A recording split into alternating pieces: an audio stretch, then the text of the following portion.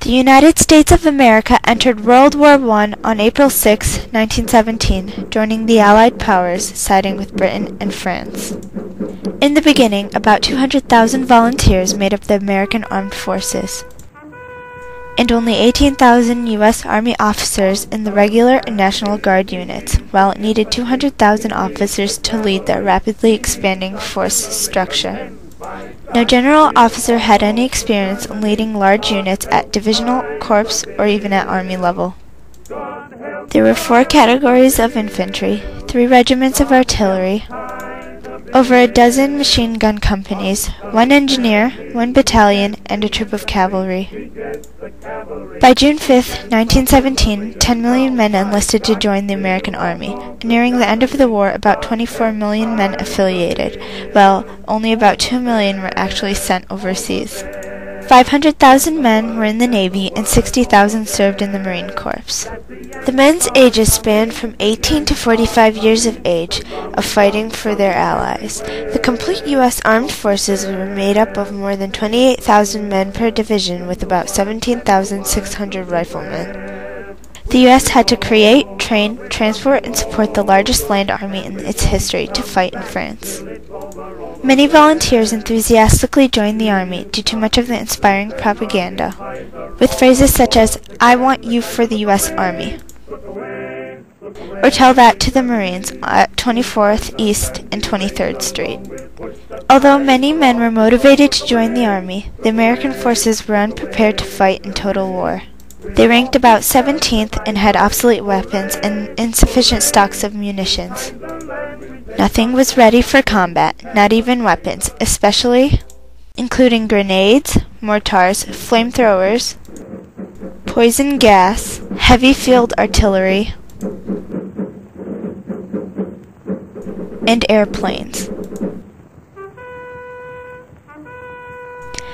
The Navy was also left to build smaller submarines in the Battle of the Atlantic against the huge German U-boats because of the poor supply of materials. The United States fought a total war by trying to supply all of the materials necessary for the American troops. The American soldiers in World War I earned a famous name earlier in American history. They were called the Doughboys. And this name comes from the dough-like appearance of the wet and muddy uniforms. Most of the U.S. troops were stationed in French land, having most being considered tourists because they were behind lines instead of actually fighting. The beauty of European landscapes, architecture, sense of ceremony, and history became common motifs in the letters written home by those that could write. I am in Paris now, on permission, a month late, and am enjoying the luxuries of life, including ice cream, sheets, cafes, and things. We were in historic ground. All the hills, and the country in front of Verdun is all hills, have been fought over many times. One of our posts was out beyond and between Fort Douaumont. Everybody, even America, must know of Douaumont. Stallholt. While much of the literature of World War I contains the barbarity of war and briefness of life, many American soldiers found the richness in non-combat experience. The French had specific Paris instruction cards for the American soldiers with rules and regulations for them to follow. Some examples include, know the uniform regulations, and know the orders relative to saluting. The soldiers were kept in line and were taught the values of education, drinking, and sex, having the army also banning drinking to soldiers. Due to this, STDs among the troops declined during the war.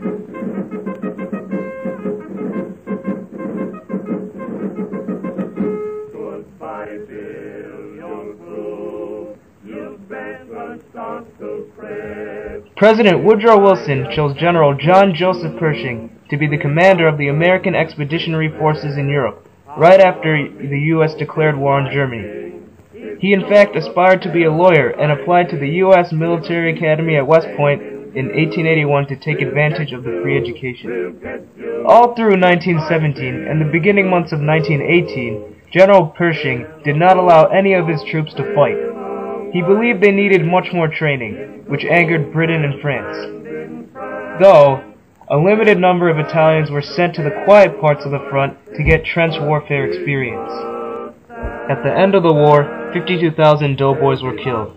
having 200,000 wounded during combat and 60,000 dead from influenza and pneumonia. The United States of America fought a total war in World War I alongside the Allies. They gave all the supplies and materials they could to support the soldiers, although the troops were majorly unprepared, and there were insufficient amounts of weapons, clothes, food, and medical help. The country gave all it could, and all its men, to support this war, and therefore fighting a total war.